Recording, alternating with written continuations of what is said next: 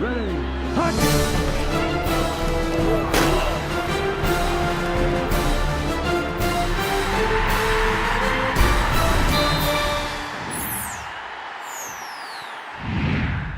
A big win in the Little Apple. I'm Barry Tramel along with OU writer Travis Haney, and the Sooners here in Manhattan, Kansas, demolished Kansas State 58-17 with a second half domination.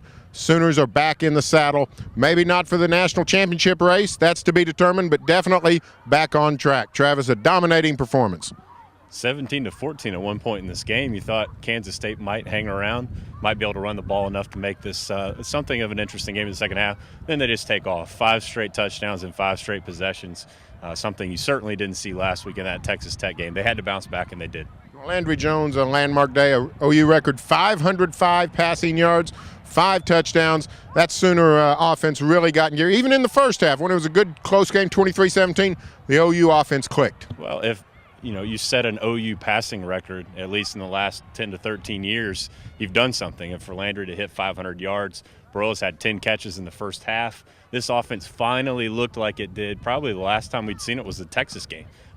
Just something of a struggle, even against Kansas. It just didn't come easily. Finally, in the second half, things start lighting up.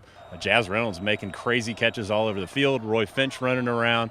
This is the offense that I think a lot of people wanted to see all year, and it finally showed up here in Manhattan. Now the OU defense torched at times in the first half. Colin Klein, the Kansas State single-wing quarterback, if you will, really hurt the Sooners with a variety of runs. But in the second half, Oklahoma put the clamps on. What happened in the second half? Well, this was just a good matchup. That's something we talked about all week. Just assignment football being leverage sound. They finally got that going in the second half. Didn't miss Jamel Fleming. Thought maybe for a minute he might play today, but that knee injury keeps him out another week. Aaron Colvin slid over. I thought he played pretty well, but this isn't the kind of team that was going to test them vertically at all. So it was a very different kind of game than you saw last week against Texas Tech. As I said, good matchup. It just worked out well for him. Kansas State wasn't going anywhere in the second half. Credit the front seven. You saw the linebackers. Tom Wart comes back from an injury, plays really well today. That's an important guy to have when you're going up against anybody, but especially a physical, run-oriented team like Kansas State. Now, the news was not all good. First play of the game for Oklahoma, Dominique Whaley.